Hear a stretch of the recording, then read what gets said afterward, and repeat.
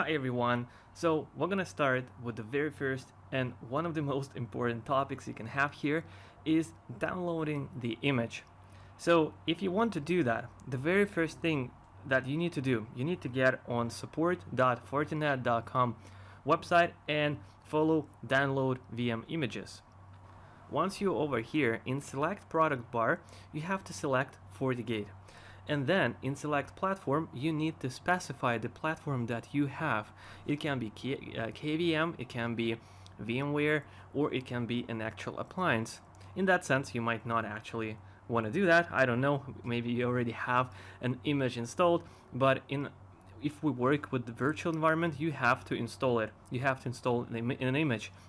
And over here, we are choosing a platform. So what I'm gonna do, I'm gonna use Proxmox. This is what I've been using for a long time for my lab environments.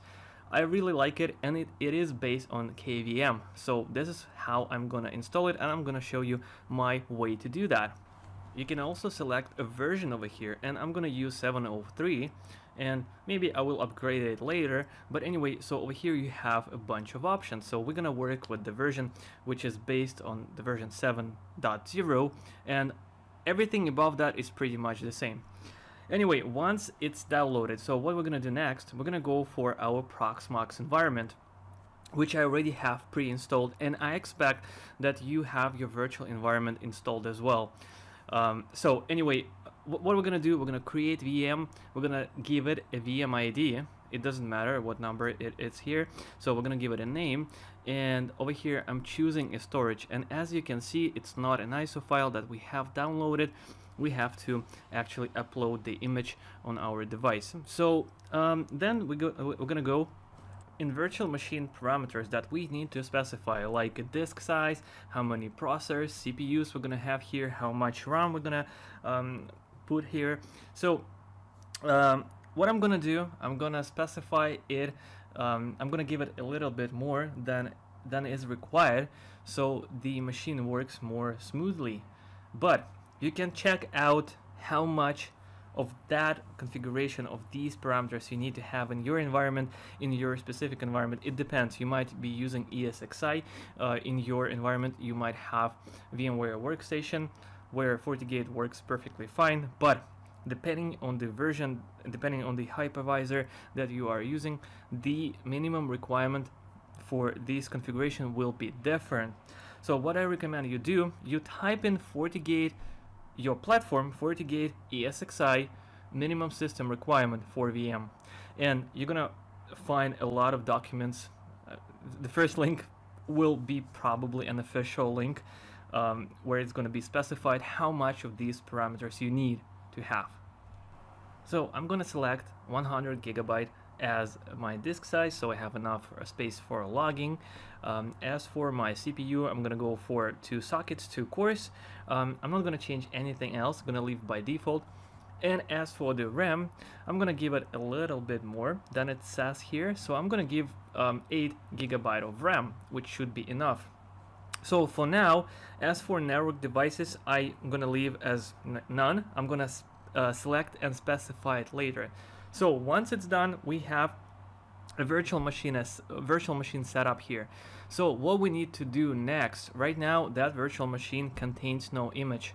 So we have to upload the image that we have downloaded from the support side, from FortiGate support side, and put it into our machine, into our Proxmox machine.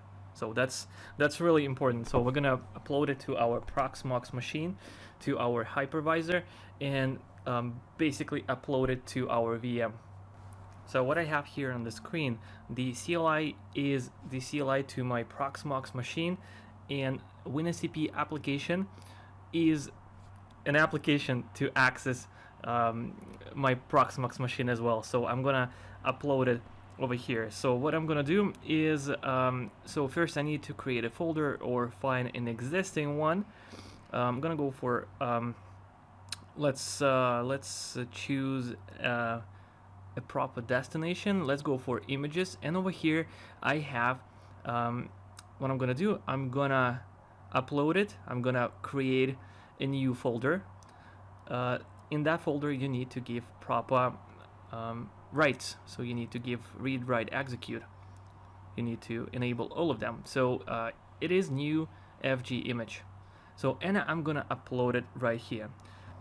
So first I unzip the package that I have downloaded, and I grab it and place it into the newly created folder on my Proxmox machine. So I'm gonna upload that, and it's gonna take a little bit of time. So let's fast forward that. So I just want to mention again, the application that I use to upload files on my device, you can actually use it for FortiGate as well, but over here I'm using that for Proxmox for my virtual environment, is called WinSCP. A really useful tool, I truly recommend it. I have been using it for a while. So, okay, our file is downloaded, and what we're gonna do now is we're gonna connect to our CLI in our Proxmox and go for that location. We're gonna go for SD var image new FG image. Over here we can see that the file has been uploaded.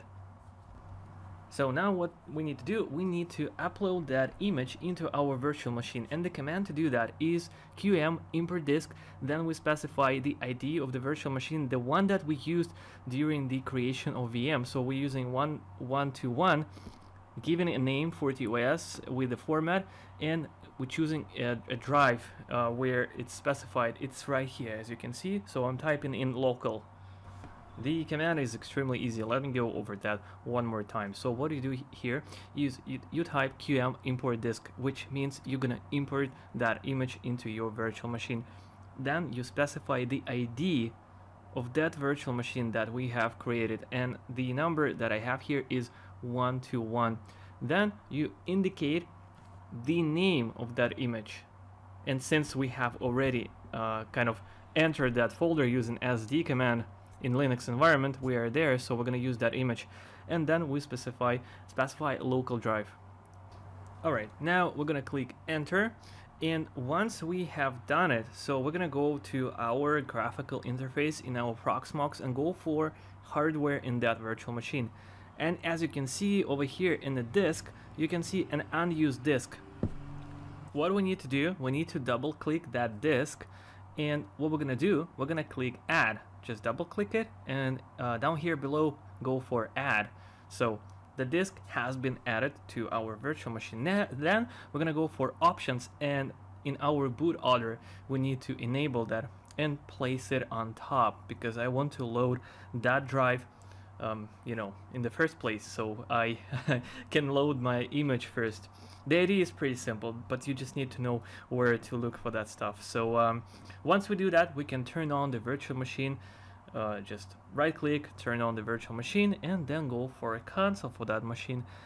As you can see, the machine is being loaded, so we're gonna give it maybe 1 minute to load, maybe less. So it's taking a little bit of time, but anyway, let's finish that and then proceed with the rest of the configuration. So basically, so far what we have done over here, we have set up our virtual machine with minimum system requirements. I actually used a random number that is comfortable for me.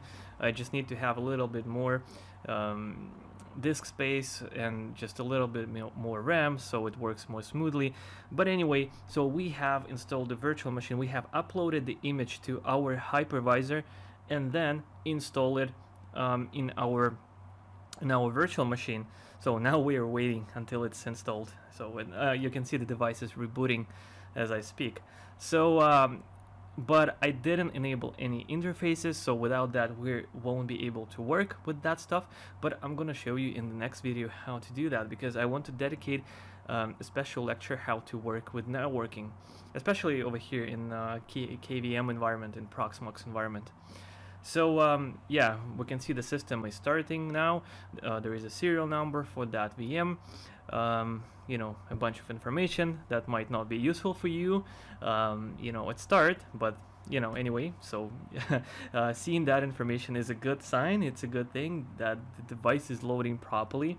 If something is not starting, if you have any error messages, maybe, you know, you have to change the boot order. Maybe you didn't enable it at some point, didn't, you know, turn on the disk or enable some kind of drive.